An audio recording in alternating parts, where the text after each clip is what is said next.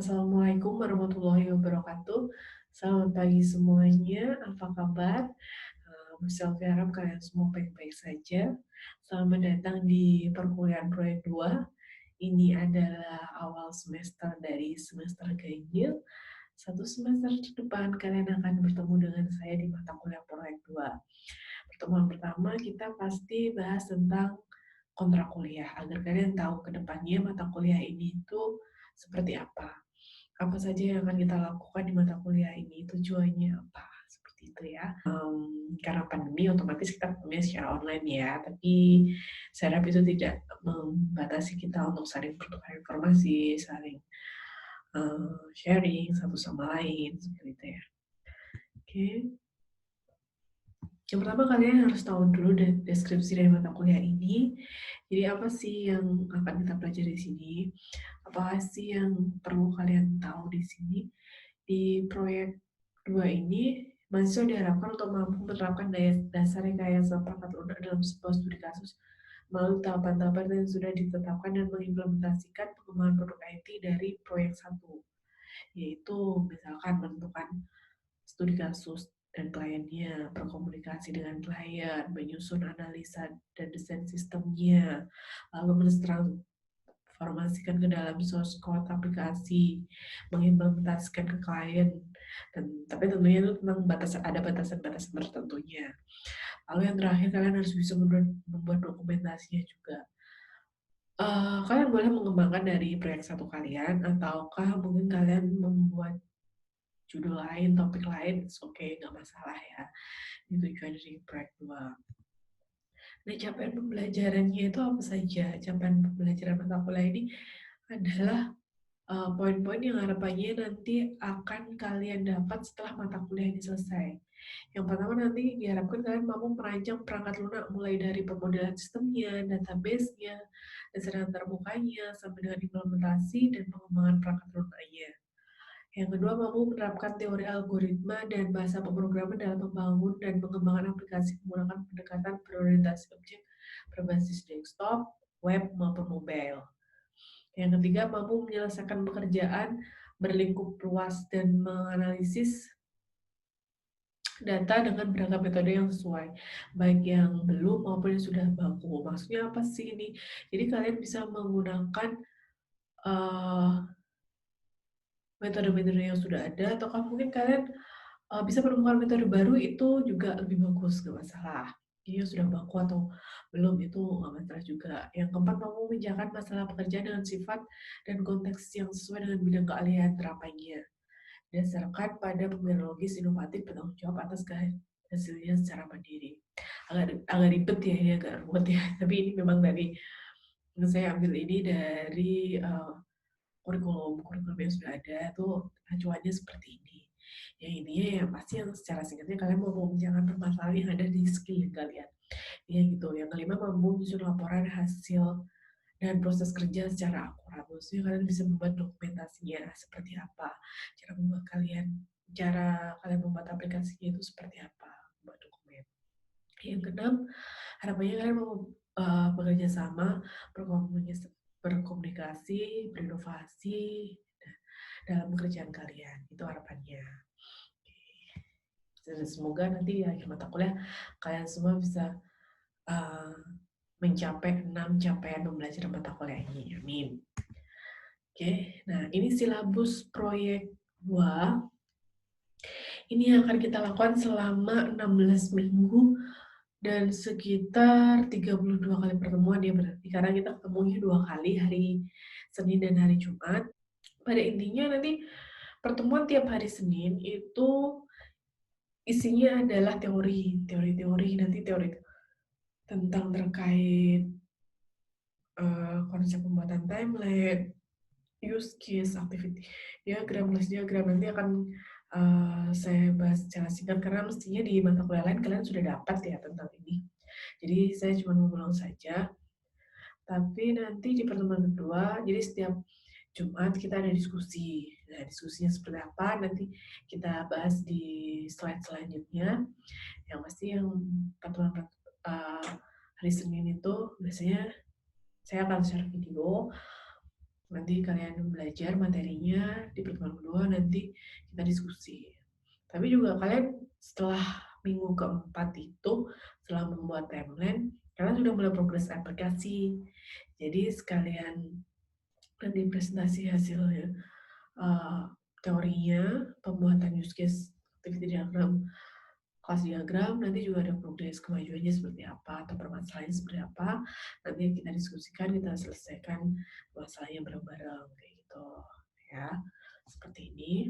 Nanti kita UASnya di minggu ke-15 karena minggu ke-16 itu harapannya bisa digunakan untuk revisi ketika ada nilai-nilai yang kurang.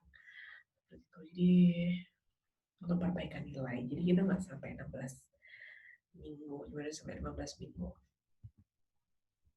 Terus masalah penilaian, ini ada 4 penilaian, mulai dari keaktifan dan absensi kehadiran itu 10%, tugas kelas 20%, ujian tengah semester nanti 30%, nanti ujian akhir semester bobot yang paling tinggi adalah 40%, jadi itu output final kalian tuh seperti apa, itu ada nilainya, seperti ini ya. Jadi persentasenya, ya kalau bisa nanti ya hasil ini-nya bagus gitu, tapi walaupun keaktifan atau absensi kehadiran itu sedikit cuma 10%, tapi saya harap kalian juga aktif kalau misalkan ada pertanyaan atau apa kalian menjawab, mungkin pertanyaan teman kalian itu saya anggap nilai keaktifan, dan itu akan membantu kalian jika mungkin nilai tugas UTS atau akhir itu kurang lah, misalkan ternyata setelah ditotal nanti nilainya cuma dapat C plus gitu kan, oh pengennya itu bisa sampai B lah minimal ya. Nah itu kalian jika kalian aktif, terus absensi kehadiran juga absen terus, itu insya Allah bisa lah naik ke B, kayak gitu. Nah ini untuk model pembelajaran kita karena basicnya online, jadi ada sedikit perbedaan dari yang biasanya yang kita bisa tatap muka. Jadi model belajar kita yang pertama yaitu perkuliahan dilakukan secara online, bisa melalui Zoom, Google Classroom, WhatsApp, dan lain-lain seperti itu. Mungkin tugas nanti bisa dikumpulkan atau saya share melalui Google Classroom. Nanti saya share linknya ke kalian ya. Perkuliahan dimulai pukul 7 atau 13.00 sampai dengan selesai. Jadi tepat waktu sesuai jadwal. Karena jadwalnya kan beda-beda. Ada yang hari Senin masuk perkuliahan jam 7, yang hari Jumat mungkin masuknya jam 1, jadi beda-beda disesuaikan. Tapi yang pasti kita belajar untuk on time. Nah, absensi dilakukan secara online melalui link berikut. Jadi kalian absen di sini ya, kalau kalian mau hadir atau kalian hadir, izin atau sakit, kalian absen melalui link ini. Absensi dilakukan maksimal 30 menit setelah kuliah dimulai, selebihnya maka dianggap tidak hadir. Jadi jangan sampai nggak absen ya. Jadi mulai hari ini pun juga sudah mulai absen. Jangan lupa untuk masuk ke link ini dulu, sempatkan dulu, absen dulu. Oke. Terus yang kelima, metode perkuliahannya yang seperti saya jelaskan sebelumnya. Hari Senin itu saya akan share materi. Kalian boleh langsung tanya sih, misalkan nggak jelas boleh langsung tanya via WhatsApp atau via komen di uh, video ini, itu juga boleh. Nah, atau mungkin kalian mau nunggu hari Jumat untuk diskusi juga nggak apa-apa. Terus masalah misalkan ada ketemu masalah apa, lain sebagainya, itu bisa didiskusikan sebelum hari Jumat. Ya. Output mata kuliah ini aplikasi dan jurnal. Jadi harapannya nanti hasil akhirnya selain kalian membuat aplikasi, aplikasi kalian itu juga dipublikasikan. Jadi ada jurnal. Kalau membuat laporan kan bisa berlembar-lembar, bahkan bisa sampai ratusan lembar. Kalau jurnal itu lebih singkat ya, mungkin maksimal 10 lembar lah. Maksimal 10 lembar, bahkan bisa kurang. Tapi di situ sudah mencakup semua laporan kegiatan yang kalian lakukan untuk mengembangkan aplikasi itu. Dan itu dipublikasikan agar apa harapannya? Jadi orang tahu, oh bener ya ternyata si A ini udah pernah buat ini loh sudah ada jurnalnya, udah ada buktinya, kayak gitu. Buktinya seperti ini. Kan emang kalau udah bikin aplikasi tapi ternyata nggak kepake atau mungkin nggak tahu kalau ternyata ada aplikasi ini. Jadi harapannya kalau misalkan nanti kalian bikin suatu aplikasi apa gitu ya, terus dipublikasikan, terus ada orang yang membutuhkan, loh ternyata ada loh yang sudah membuat aplikasi ini sudah dipublikasikan, terus orang tersebut bisa menghubungi kalian. Jadi harapannya seperti itu.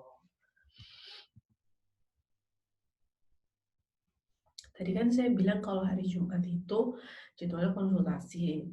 Konsultasinya itu juga nggak dilakukan bersamaan ya, jadi biar intens itu saya bagi per kelompok. Tapi tidak menutup kemungkinan kalau nanti kita ada kuliah kelas besar yang maksudnya 30 orang ini masuk semua. Tapi kalau untuk diskusi, kita mayoritas nanti diskusinya per kelompok ya.